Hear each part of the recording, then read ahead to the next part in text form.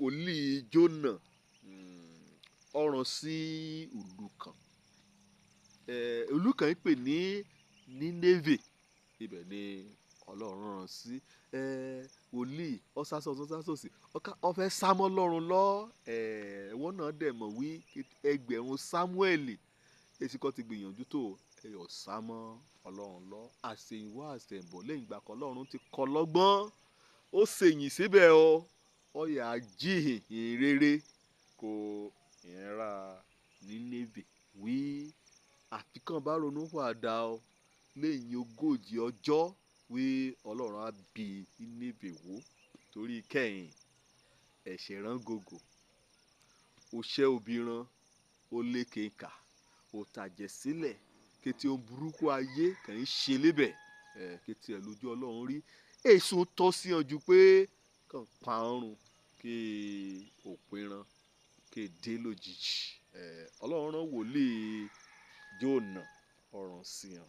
nígbà kó kéde ọ̀rọ̀ nìtí hàn mí gbígbọ́ ṣàrè gbọ́ o látò lórí ran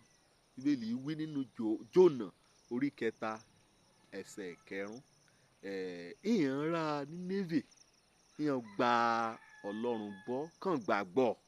wọn gbàgbọ́ wọn kọ́ bá ti wí pé a ṣe ni bóyá wọ́n ló ní ọmọ Ọlọ́run ń ta yín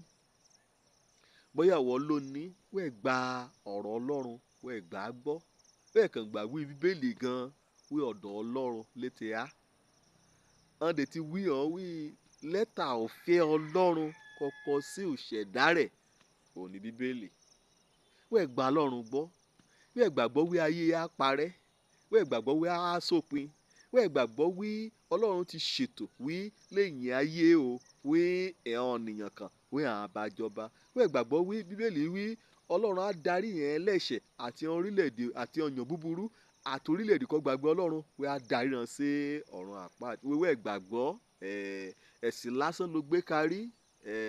wẹ̀yìn ṣọ́ọ̀ṣì wẹ̀yìn mọ́ṣáláṣí èsì kété ibi kan ti dárúkọ Ọlọ́run kò eyín ṣùgbọ́n wẹ́ẹ̀ gba Ọlọ́run gbọ́ wẹ́ẹ̀ gbọ́rọ̀ rẹ̀ gbọ́ wẹ́ẹ̀ gbà yí pé Ọlọ́run fẹ́ ráyé tó bẹ́ẹ̀ gẹ́gẹ́ títí kẹ́ ẹ fẹ́ ká ṣègbé ká parun ọjà kan rán ọmọ bíbí rẹ̀ kan ṣoṣo Jésù Kristi ọ̀ràn àṣàyé wọ́n nìkan bá gbà gbọ́ kẹ́ mọ̀ bá ṣègbé o kẹ́yọ̀ ní ìyá ilé pẹ̀kún wẹ́ẹ̀ gbàgbọ́ wí ọní bá jẹ́ ẹ̀ṣẹ̀ rẹ̀ wẹ́ẹ̀ á rí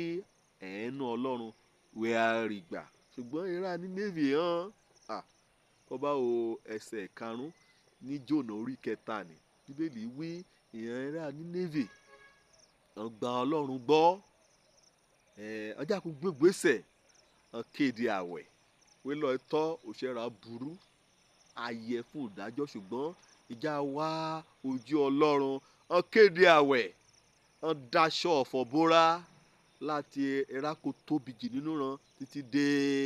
èèyàn ọmọ kékeré kò kéré jù kété ran pátá ran wólẹ̀ níwájú Ọlọ́run kó bá lọ sínú ìwé Òwe orí 28 ẹsẹ̀ 13 ìyọ̀nìkọ́ni ẹgbẹ́kẹ́gbẹ́ ẹbíkẹ́bí òjọkújọ àwùjọkáwùjọ orílẹ̀-èdè kórílẹ̀-èdè òpínlẹ̀-kópínlẹ̀ ìyọ̀nìkọ́ni kan bá bo ẹ̀ṣẹ̀ rẹ̀ mọ́lẹ̀ ayé ò ṣe rere o kéètì wò kan gbọ́n tó ayé ò ṣe rere kéètì wò kan gbọ́n tó ayé ọ̀bọ́lọ́ òdájọ́ ìyọ̀nìkọ́ni kan bá bo ẹ̀ṣẹ̀ rẹ̀ mọ́lẹ̀ ayé ò ṣe rere ṣùgbọ́n ọ̀nà bá jẹ́ ọ́ kọ̀ọ̀kan sílẹ̀ kó kórìíra rẹ̀ orí ọ̀tọ̀ ni pé kọ̀ọ̀nìyàn jẹ́ ọ́ kọ̀ọ̀nìyàn mọ̀ kọ́ sílẹ̀ kọ̀ọ̀nìyàn mọ̀ kórìíra ẹ̀ṣẹ̀ ẹni kẹ́tì mí nọ́mbà àlè nọ́mbà ẹ̀rá ẹgbẹ́kẹ́gbẹ́ ọ̀nì kẹ́tì gbọ́n rè sórí ẹ̀rọ òlé ọ̀rẹ́ ṣùgbọ́n ọ̀nìkọ́ni kan bá ti jẹ́ ọ́ yà á rí ẹ̀rínú gbà òkéde ni mo yá ṣe kọ́ lónìí o lórí àkórí ọ̀rọ̀ ẹ̀rá Nínéfè hàn wí àánú wí ọ́ dájú o kó ọ̀nà bá ronú padà kàn pẹ̀lú ronú padà kọ̀ọ̀yàn mọ̀ọ́mọ̀ yí kó líbi kan tí bọ̀ kẹ́ kọ̀yìn síbẹ̀ ebi kan kọ̀yìn sí tẹ́lẹ̀ kẹ́rì akọ òwájú sí gẹ́gẹ́ bí ọ̀nìkan gẹ́gẹ́ bí orílẹ̀-èdè wọ́n gbọ́dọ̀ tẹ́tí sí ugbe kẹ̀mí Ọlọ́run kéèké lónìí o kò ṣe kò tọ́ kó ti wù kó ti ṣìnà tó kó ti wù kó ti dẹ̀ṣẹ̀ tó kó ti wù kí ìwé káàdì ẹ̀ṣẹ̀ rẹ kẹ̀tì pupa tó níwájú Ọlọ́run ọ̀dà kò gbà Ọlọ́run gbọ́ wí á dáríjì ọ́ wí á torí Jésù Kristi ọmọ rẹ̀ wí á móríjì ẹ̀ṣẹ̀ rẹ wí á mú fẹ́ rẹ̀ wí á mú gbà ọ́ wí á má ṣọ àyẹ̀yẹ̀ á wọ̀ ọ́ sọ́run rẹ wí á kọ orúkọ rẹ sínú ìwé òyì kọ́ à ṣe lọ àronúkúwàdà wà rẹ̀ra rẹ sílẹ̀ wí á kọjú sọ́lọ́run kó wí wà á tẹ́rí sí wí ọ̀run ya ẹ̀bọ̀ níwẹ̀ ṣọ̀rọ̀ nìkan yẹ́rà kan tí wí àìṣìyànù kọ̀kẹ́ dẹ̀ṣẹ̀ ni àìráyé ṣe bá Ọlọ́run á mọ̀ọ́mọ̀ dáríjì kó bá ronúpìwàdà ọ pé mi rí báà ni ìrora Nínéfè lùgbà kan ronúpìwàdà kàn tẹrí ọkàn rán bá kàn gbàwẹ̀ kàn má ṣọ ọ̀fọ̀ kàn mú sọ̀rọ̀ rárán hàn dáná rárán dùn hàn wí kọ́ Ọlọ́run yà ṣe kọ́ bá rèé hàn sí ọkàn rán lé hàn ronúpìwàdà hàn rẹ̀ rárán sílẹ̀ Ọlọ́run yà dáríjì hàn kétékété kọ́ hàn á ṣe òdájọ́ kọ́ hàn á mú aṣọ ríran wà mọ̀ wí Ọlọ́run jàkún oore fò wọ́n lónìí náà bóyá ẹ̀rá Nínéfè lọ ẹ̀yà bóyá ọba Nínéfè lọ ẹ̀yà bóyá orílẹ̀-èdè Nínéfè ní ẹ̀yà ronúpìwàdà bẹ́ẹ̀ni wí bá gan ike ọ̀nìyàn mi kàn mọ́rúkọ mi pè ikàn bá rẹ̀ rárán sílẹ̀ ikàn bá ronúpìwàdà ẹ̀ṣẹ̀ rán ikàn bá ké pe òun Ọlọ́run wọn àjàkún gbọ́ látọ̀run wọn àdárí ẹ̀ṣẹ̀ rán jìyàn wọn à ó alẹ̀ rán wọn à ó sàn ṣé orílẹ̀-èdè rà lónìí náà bá ṣé ìjọ ti Nínéfè adarí lànà yà sí uṣẹ́ obi kẹ lọ ẹ̀yà ọ̀nìyàn gangan ó burú ju ti ẹ̀yà adarí ká bá yóò ronú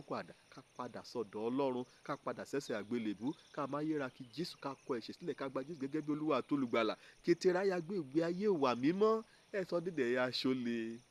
ẹ sọ dídẹ̀ ya ìwà ìka wàá mú rẹ síbi kó rè ọ́ gan láàrẹ̀ sọ́lọ́pàá wàá bọ̀ bá lébẹ̀ òun kò jọba Ọlọ́run kàímù ni òun kò ṣàkà àpèjúwe ibi kàímù lè yìí kò jẹ́ pé èso burúkú kà yí ọbẹ̀ ètò ọbẹ̀ lé alẹ́ tó lé ṣùgbọ́n lórí ilẹ̀ ayé líbe náà bá ọ̀rọ̀ àlẹ́ à ká bá ronú padà ìṣẹ̀ra kà yí padà kó nínú ìṣẹ̀ra bíi tiẹ̀ rà ní Nínéfè Ọlọ́run á dáríjì á ajákun wo alẹ́ ra a ò sàn òjò lórúkọ mi ọmọ àbálábí tán ọ̀nì kan dáríjì kàn gbàlà káríbi dé sílé